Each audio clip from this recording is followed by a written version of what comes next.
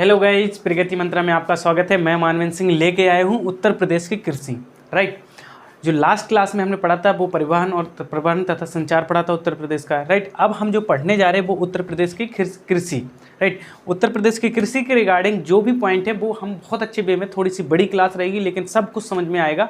और मैं आपको बताना चाहूँगा कि इसमें जो पढ़ाऊंगा ये बहुत इंपॉर्टेंट पार्ट है, ये आपके एग्जाम के लिए। राइट, कृषि वाला पार्ट है तो इम्पोर्टेंट रहेगा। राइट, तो सारी योजनाएं, सारी चीज़ें आपको एक एक अच्छे वे में देखनी पड़ेंगी। राइट, और अच्छे वे में देखते चलिएगा, एक एक चीज़ें मैं बहुत अच्छे वे में समझाने की कोशिश करूँगा। ओके, कोई भी दिक्कत हो आप क्या करें, आप कमेंट के बॉक्स में बता भी सकते हैं कि सर ये दिक्कत हो रही है, ये जो भी है तो मैं आपको प्रोवाइड करा दूंगा। काफ़ी बच्चों ने कहा कि नोट्स चाहिए, तो मैंने कहा कि मेरा नंबर ही है, आप उस पर व्हाट्सअप कर दें और आपको नोट्स प्रोवाइड हो जाएंगे। या फिर आप टेलीग्राम पे जुड़ सकते हैं, प्रगति मंत्रा ऑफिशियल के नाम से टेलीग्राम है, तो उस पर आ जाइएगा, तो उस पर भी मैं आपको नोट्स प्रोवाइड करा दूंगा। ओके, तो इस तरीके से ये सारी चीज़ें हमें स्टार्ट करते हैं। ठीक है, देखते चलिएगा। और जो नए बच्चे हैं ना, सब्सक्राइब जरूर कर लो, क्योंकि आपको रोज़ ना रोज़ अच्छा कंटेंट मिलेगा इस चैनल पर। राइट, और पढ़ने से रिगार्डिंग आप बिल्कुल लगे रहिएगा, एकदम फ्री, और ऑफ कोर्स नोट से लेके सब कुछ आपको प्रोवाइड कराऊंगा। ओके, तो देखते हैं। देखो, हमें क्या पढ़ना, उत्तर प्रदेश की कृषियाँ पढ़नी है एक एक वे में अच्छे से। सबसे पहले हम क्या देखेंगे उत्तर प्रदेश की कृषि में, कृषि संबंधी उत्तर प्रदेश के प्रमुख तत्व कौन से हैं समझिएगा। चकबंदी योजना कब आई थी, आपको याद रखने पड़े। जो चकबंदी योजना थी वो कब आई थी, वो आई थी 1954 में। कब आई थी, 1954 में चकबंदी योजना आई थी। दूसरा, किसान मित्र योजना, ये किसान मित्र योजना कब लागू की गई थी, वो की गई थी 18 जून 2001 में। तो याद रखो, चकबंदी योजना 1954 और किसान मित्र योजना कौन सी थी, 18 जून 2001। फिर ई डिस्ट्रिक्ट परियोजना वर्ष 2009 में। ठीक है, ई डिस्ट्रिक्ट योजना वर्ष 2009 याद करो। फिर तो अगला है 12 पॉइंट है याद करने के। किसान रथ योजना कब 2010 से 11 के बीच लागू की गई थी, किसान रथ योजना 2010 से 11 के बीच लागू की गई थी। ठीक है, जो अगला है फिर ऊर्जा शहर योजना, कौन, ऊर्जा शहर योजना 2008 में। ठीक है, फिर उसके बाद किसान बही योजना 1992 में। ठीक है, कृषि जलवायु प्रदेश। राइट, कृषि जलवायु प्रदेश में क्या है कि कौन सा स्थान है उत्तर प्रदेश का, तो नमा। ठीक है, याद रखिएगा। ठीक है, इसके बाद अगला देखेंगे, सबसे पुरानी नहर कौन सी है, पूर्वी नहर 1830 में। ठीक है, बनवाई गई थी 1830 में, इसका निर्माण हुआ था, और पूर्वी नहर के नाम से ये सबसे पुरानी नहर है। ठीक है, सबसे बड़ी नहर कौन सी है, शारदा नहर। सबसे बड़ी नहर कौन सी है, शारदा नहर। उसके बाद राज्य दुग्ध परिषद की स्थापना कब हुई थी, 1976 में हुई थी भाई। ठीक है, 1976 याद रखना। ठीक है, हाँ। इसके बाद गोकुल पुरस्कार योजना। राइट, ये किसके लिए लागू किया गया था गोकुल पुरस्कार योजना, तो वो दुग्ध उत्पादन के लिए किया गया था। फिर प्रति व्यक्ति दुग्ध उत्पादन उपलब्धता, तो मैं अभी लास्ट क्लास में काफ़ी क्लासों में बताया भी है कि 387 ग्राम प्रतिदिन के हिसाब से जो उत्तर प्रदेश में जो दुग्ध उत्पादन हो रहा वो इस तरीके से, कितना 387 प्रति व्यक्ति के हिसाब से, कितना 387 ग्राम प्रतिदिन। ओके, इतनी बात दोबारा से एक बार रिवाइज करने के लिए, ये योजना बहुत इंपॉर्टेंट है, बहुत बार एग्जाम में पूछी गई है। ठीक है, चकबंदी योजना 1954, उसके बाद किसान मित्र योजना 2001 मतलब 18 जून 2001, ई डिस्ट्रिक्ट परियोजना 2009, किसान रथ योजना 2010 से 11 के बीच, ऊर्जा शहर योजना 2008, और किसान बही योजना 1992, और कृषि जलवायु प्रदेश नमा। ठीक है, और सबसे पुरानी नहर पूर्वी नहर कब, 1830 में निर्माण हुआ था इसका। और राजदुग्ध परिषद कब हुआ की स्थापना कब हुई थी, राजदुग्ध परिषद की स्थापना कब हुई थी, तो 1976 में हुई थी। उसके बाद गोकुल पुरस्कार किसके लिए, तो दुग्ध उत्पादन के रिगार्डिंग गोकुल पुरस्कार की योजना आई थी। ठीक है, प्रति व्यक्ति दुग्ध उत्पादन उत्तर प्रदेश में तो 387 ग्राम प्रतिदिन के हिसाब से। तो ये आपको योजना समझ में आ गई बेटा, लिख लीजिएगा, आप एक बार लिखेंगे आपको याद हो जाएगा। ओके, इसके बाद हमें क्या देखना है, देखो ये बाद में देखते हैं, इसके बाद देखते हैं, हाँ ये देखना है, इसको देख लेते हैं पहले। ठीक है, उत्तर प्रदेश के कृषि निर्यात जोन, जो कृषि निर्यात जोन है वो देखिएगा। तो सहारनपुर में सबसे ज़्यादा क्या होता है, वो आम होता है। सहारनपुर में सबसे ज़्यादा क्या होता है, तो आम होता है, आम के लिए फेमस है। ठीक है, आगरा में आलू, याद रखिएगा, आगरा में आलू, और लखनऊ में ये यहाँ भी आम। ये तीन याद रखना, सहारनपुर आम, आगरा आलू और लखनऊ आम, ये तीनों याद रहेंगे।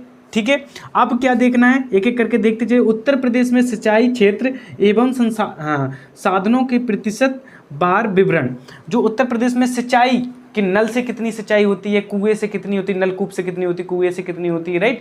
तो इस तरीके की है, नहरों से कितनी होती है। तो देखो नहर से जो सिंचाई होती है वो होती है 15.2%। डाटा हमें याद करना पड़ेगा, ठीक है।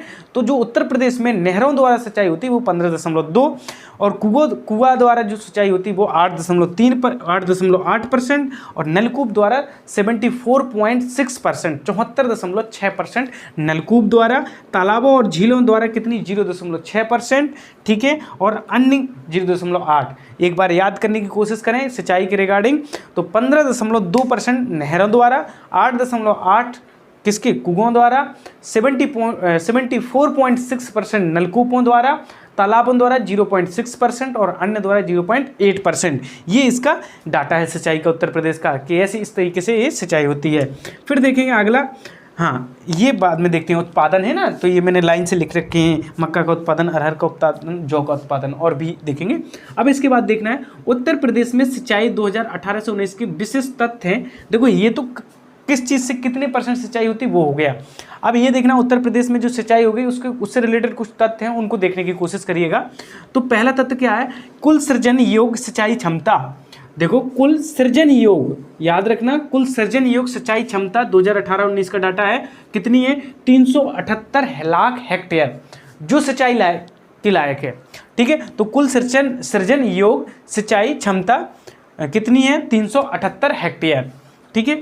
सकल सिंचाई क्षमता का उपयोग, जो सकल सिंचाई क्षमता का उपयोग है वो है 297 लाख हेक्टेयर, याद रखना 297 लाख हेक्टेयर, याद रखना जी कौन सी सकल है, और कुल सृजन योग कितनी है 378, ठीक है।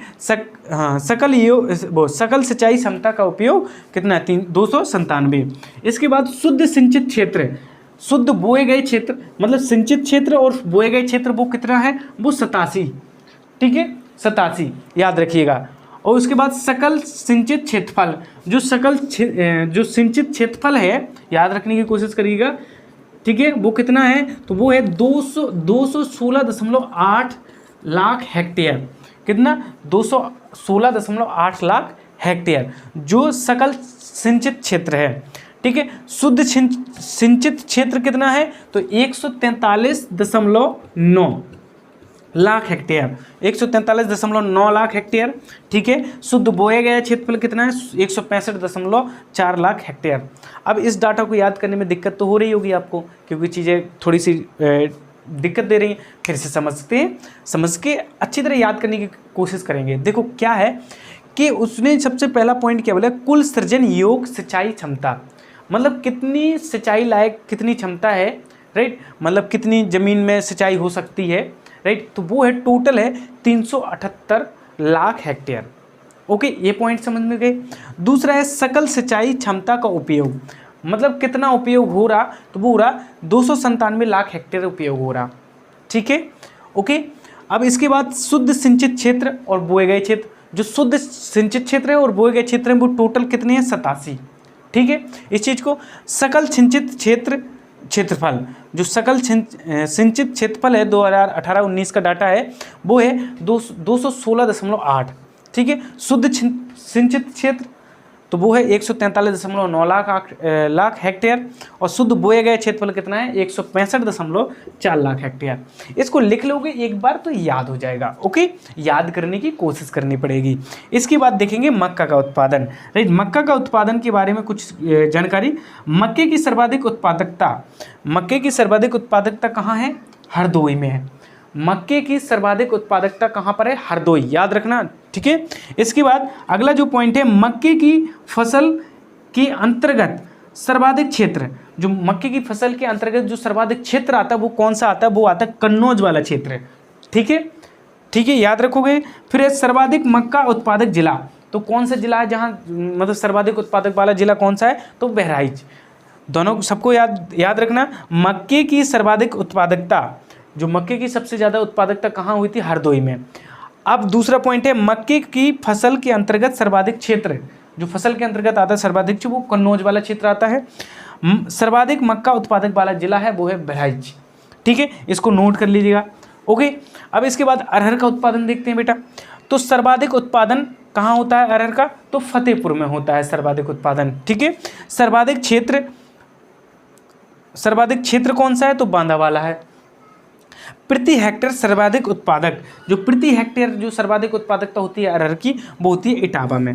ठीक है, तो एक बार याद लिख लोगे तो याद हो जाएगा। फिर सर्वाधिक उत्पादन फतेहपुर, सर्वाधिक क्षेत्र कौन सा है? बांदा, और प्रति हेक्टेयर सर्वाधिक उत्पादकता वो है इटावा। ओके, अब जौ का उत्पादन देखते हैं। जौ की प्रति हेक्टेयर सर्वाधिक उत्पादकता कहाँ होती है? एटा में। ठीक है, जौ की प्रति हेक्टेयर सर्वाधिक उत्पादकता कहाँ होती है? एटा में। सर्वाधिक उत्पादक वाला जिला कौन सा है? एटा। जब वहीं उत्पादकता हो रही तो वहीं एटा हो गया। ठीक है, उसके बाद जौ फसल के अंतर्गत सर्वाधिक क्षेत्र कौन सा आता है? तो वो होता है झांसी। ओके, इतना बात याद रखोगे, हो गया ना? इतनी चीज़ें समझ गए, लिख लो, एक बार पढ़ोगे तो एक एक चीज़ें आपको याद हो जाएंगी। ओके, तो आपको ये चीज़ समझ में आई होगी। ये काफ़ी बड़ा चैप्टर है, काफ़ी समझ में आएगा, लिख लेना, पूरा डाटा है, डाटा इसमें याद करने लायक है, इंपोर्टेंट भी है आपके एग्जाम में। ओके, तो इसके आगे देखते हैं। ठीक, देख लिया था, राइट। अब इसके बाद देखना है कि जो उत्तर प्रदेश में रबी की प्रमुख फसलें हैं उनके बारे में देखते हैं, और सब चीज़ें रबी, खरीफ और जायद की जो फसलें हैं उनके बारे में देखते हैं एक एक करके। ठीक है, तो उत्तर प्रदेश में रबी की प्रमुख फसलें क्या हैं? चना, गेहूं, जौ, तंबाकू, मटर, लाही, आलू, सरसों। कौन कौन है? चना, गेहूं, जौ, ये चना हो गया, गेहूं हो गया, जौ हो गया, तंबाकू, मटर, लाही और आलू और सरसों, ये कौन सी है? रबी की फसलें हैं। कभी कभी ऐसे एग्जाम में क्वेश्चन आ जाता है कि रबी की फसलें कौन सी हैं, 4 विकल्प दे दें, एक फसल और चार फसलें दे दें, उसमें चूज करने को। तो आपको ये पता होना चाहिए, वैसे ज़्यादातर लोगों को पता ही है, राइट। तो चना, गेहूं, जौ, तंबाकू, मटर, लाही, आलू और सरसों, ये कौन सी हैं? ये प्रमुख फसलें हैं रबी की, जो ज़्यादातर रबी में बोई जाती हैं। ठीक है, अब उत्तर प्रदेश में जो खरीफ की कुछ फसलें हैं, कुछ प्रमुख फसलें हैं, उनको ध्यान में। ये कौन सी? खरीफ की चावल हो गया, धान होती ना, हाँ, कपास, गन्ना, बाजरा, ज्वार। ठीक है, ज्वार। तो ये हो गई कौन सी? ये खरीफ की फसलें हो गई। इसके बाद देखते हैं उत्तर प्रदेश में जायद की प्रमुख फसलें, तो कौन कौन है? प्याज, खरबूजा, तरबूजा, ककड़ी, काशी फल, तंबाकू, ये क्या है? ये जायद फसलें हैं। तो ये एक बार याद पढ़ लेना इसको, तो हो जाएगा आपको, और ज़्यादातर लोगों को पता भी होगा, लेकिन एक बार लिख जरूर लेना, जिससे कुछ चीज़ें आपको याद भी बनी रहे। ठीक है, उत्तर प्रदेश में जायद फसलें कौन सी होती है? जो गर्मियों में पैदा होती है, जैसे खरबूज हो गया, तरबूज हो गया, ककड़ी हो गई, राइट, प्याज हो गई, तंबाकू और काशी फल हो गए, ये क्या होती है? ये उत्तर प्रदेश की जायद फसलें हैं। खरीफ फसलें चावल हो गया, धान होती है ना, चावल, कपास, गन्ना, बाजरा, जौ, राइट, इस तरीके से। अब इसके बाद जौ नहीं, बाजरा, जौ होता है रबी में। ठीक है, चना, गेहूं, जौ, तंबाकू, मटर, लाही और आलू और सरसों, ये रबी की प्रमुख फसलें हो गई। ठीक है, इतना समझ गए। अब इसके बाद उत्तर प्रदेश में जो बाजरा होता है, राइट, वो किस प्रकार से कहाँ कैसा होता है, उसको फसलों को देखेंगे एक एक करके। ठीक है, तो बाजरा को देखते हैं। तो सर्वाधिक उत्पादन जो बाजरा का होता है वो कहाँ होता है? आगरा में होता है। सर्वाधिक उत्पादन आगरा में। सर्वाधिक उत्पादकता कहाँ पे है? मैनपुरी में। सर्वाधिक उत्पादन आगरा, सर्वाधिक उत्पादकता मैनपुरी, और अंतर्गत सर्वाधिक क्षेत्र कौन सा लग जाता है? तो बदायूं। ठीक है, अंतर्गत सर्वाधिक क्षेत्र कौन सा लगता है? बदायूं। ठीक है, तो ये डाटा याद हो जाएगा बाजरा में। आप करते हैं गेहूं का, राइट। गेहूं, उत्तर प्रदेश में गेहूं सर्वाधिक उत्पादन कहाँ होता है? हरदोई। सर्वाधिक उत्पादन गेहूं का हरदोई में। सर्वाधिक उत्पादकता जो कि बागपत, सर्वाधिक उत्पादकता कहाँ? बागपत, और सर्वाधिक क्षेत्र कौन सा है? वो है हरदोई। ठीक है, तो इसमें दोनों में हरदोई है, उत्पादन में और क्षेत्र में भी हरदोई। ठीक है, और सर्वाधिक उत्पादकता बागपत। तो गेहूं का याद रहेगा उत्तर प्रदेश में गेहूं। उसके बाद उत्तर प्रदेश में चावल की स्थिति देखते हैं। सर्वाधिक उत्पादन शाहजहांपुर, सर्वाधिक उत्पादकता महोबा, और अंतर्गत सर्वाधिक क्षेत्र कौन सा? आजमगढ़। एक बार याद करें, सर्वाधिक उत्पादन शाहजहांपुर, सर्वाधिक उत्पादकता महोबा, और अंतर्गत सर्वाधिक क्षेत्र है जो कि आजमगढ़ है। फिर उसको ज्वार को देख लेते हैं बेटा, एक एक करके देखते चलिएगा सब। सर्वाधिक उत्पादन बांदा, और ज्वार की फसल की अंतर्गत सर्वाधिक क्षेत्र बांदा। ठीक है, और सर्वाधिक उत्पादकता है जो कि सोनभद्र में है ज्वार का। ठीक है, ये दोनों में बांदा है ज्वार में, और इसमें जो उत्पादकता है वो सोनभद्र है। ठीक है, इतना हो गया। अब उत्तर प्रदेश के केलों की कुछ प्रमुख किस्में होती हैं, राइट, कि कौन कौन सा केला उत्तर प्रदेश में है, केले की जो फसलें होती हैं, राइट, उसके रिगार्डिंग। तो एक होता है मालभोग, याद रखना, चीनी, दूध सागर, अधेश्वर, चंपा और अल्फान। कौन कौन? मालभोग, चीनी, दूध सागर, और अधेश्वर, चंपा और अल्फान ये क्या है, केले की कुछ किस्में हैं एक तरीके से उत्तर प्रदेश में जो पाई जाती हैं। कौन कौन? मालभोग, चीनी, दूधसागर, अधेश्वर, चंपा और अल्फान, ये फसलें पाई जाती, ये केले की किस्में पाई जाती हैं। ठीक है। उत्तर प्रदेश में अमरूद की कुछ किस्में हैं जो उत्तर प्रदेश में पाई जाती हैं। कौन कौन? लखनऊ 49, एक लखनऊ 49 के नाम से, जिसे सरदार के नाम से जानते हैं, सरदार अमरूद के नाम से। ठीक है। इसको या इलाहाबादी सफेदा चलता है उत्तर प्रदेश में, एक इलाहाबादी सफेदा अमरूद चलता है। सुरखा और ललित, सुरखा और ललित, तो कौन कौन? लखनऊ 49 जिसे सरदार के नाम से, इलाहाबादी सफेदा और सुरखा और ललित, ये अमरूद की उत्तर प्रदेश में किस्में हैं। ठीक है, याद रखोगे। अब उत्तर प्रदेश में आम से संबंधित प्रमुख तत्व क्या हैं? तो आम से संबंधित प्रमुख तत्व याद रखिएगा। पहले उत्पादक जिले देख लेते हैं जहाँ आम की सबसे ज़्यादा उत्पादकता होती है। तो लखनऊ, बरेली, मेरठ, वाराणसी और सहारनपुर। ठीक है, ये कौन कौन? लखनऊ, बरेली, मेरठ, याद रखना, लखनऊ, बरेली, मेरठ, वाराणसी, सहारनपुर। ठीक है, याद रखिएगा, ये क्या प्रमुख उत्पादक जिले हैं। ठीक है। अब इनकी जो किस्में हैं आम की वो देखना। सेटम आम, ठीक है, सहारनपुर और मेरठ में पाया जाता है। लंगड़ा आम मेरठ में पाया जाता है। और दशहरी आम कहाँ? मलिहाबाद क्षेत्र में या लखनऊ में पाया जाता है। कौन सा? दशहरी आम। तो ये हो गया आम की उत्पादक जिले। तो इतना आप समझ गए, राइट। उसको नोट कर लो, और कोई भी चीज़ें समझ में ना आई तो दोबारा से मैं एक बार बता देता हूँ, समझने की कोशिश करिएगा। उत्तर प्रदेश में रबी फसलें कौन कौन? चना, गेहूँ, जौ, तंबाकू, मटर, लाही, आलू, सरसों। ठीक है। उत्तर प्रदेश में खरीफ की कुछ फसलें चावल, धान होती ना, कपास, गन्ना, बाजरा, ज्वार। ठीक है। अब उत्तर प्रदेश में जायद की फसलें कौन सी होती हैं? तो जायद की तो मैंने बताया कि जो गर्मियों वाली, खरबूजा, तरबूजा, ककड़ी, प्याज और तम्बाकू और काशी फल, ये हो गए। फिर उसके बाद उत्तर प्रदेश में बाजरा के बारे में, तो सर्वाधिक उत्पादक सर्वाधिक उत्पादन आगरा, सर्वाधिक उत्पादकता मैनपुरी, और सर्वाधिक क्षेत्र कौन सा है? तो वो है बदायूं। ठीक है। और अंतर्गत जो सर्वाधिक क्षेत्र था गेहूं के लिए कौन सा? सर्वाधिक के लिए हरदोई, सर्वाधिक उत्पादन और उत्पादकता के लिए बागपत, और सर्वाधिक क्षेत्र कौन सा? हरदोई।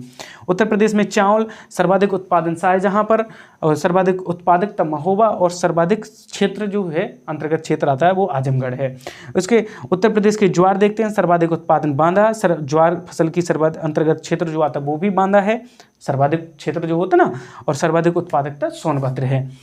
उत्तर प्रदेश की केले की कुछ किस्में बताई मैंने, फसल की कुछ जो केला होता है ना उसकी किस्में, तो कौन कौन उत्तर प्रदेश में हो? तो मालभोग, चीनी, दूधसागर, अधेश्वर और चंपा और अल्फान। उत्तर प्रदेश में अमरूद की कुछ फसलें हैं, प्रमुख फसलें, उनको लखनऊ 49 या लखनऊ 49 जैसे सरदार कहते हैं, इलाहाबादी सफ़ेदा हो गया, और सुरखा हो गई, और ललित हो गया। ठीक है। उत्तर प्रदेश के आम संबंधित प्रमुख तत्व क्या हैं? तो आम से पहले तो उसके जिले लखनऊ, मेरठ, बरेली, वाराणसी, सहारनपुर, ये क्या है? यहाँ पर आम की उत्पादकता ज़्यादा है।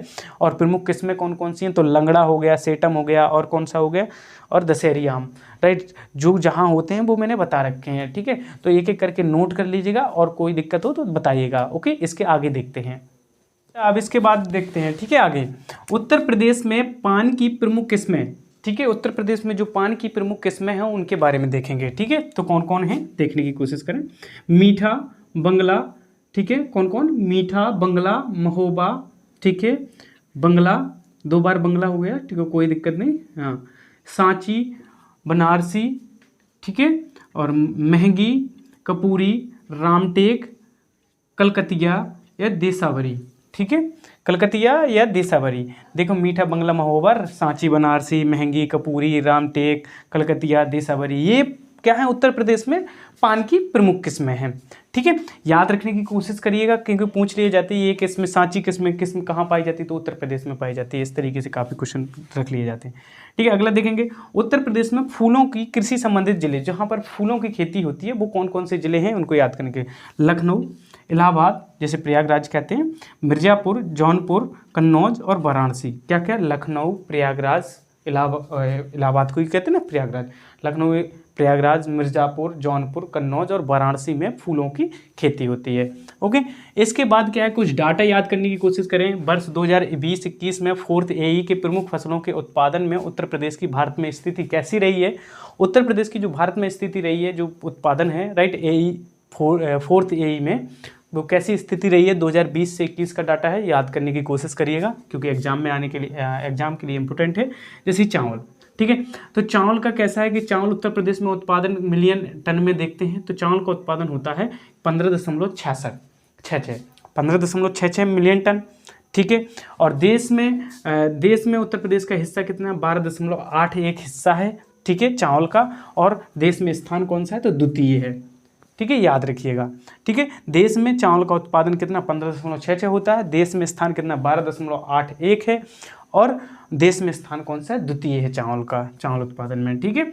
दूसरे देखते हैं गेहूं का देखते हैं, गेहूं का उत्पादन, ठीक है, कितना होता है 35.50 होता है, और देश में जो हिस्सा है 32.42 होता है, ठीक है। गेहूं का जो उत्पादन में पूरे देश में कितना हिस्सा है, 32.4 मिलियन टन।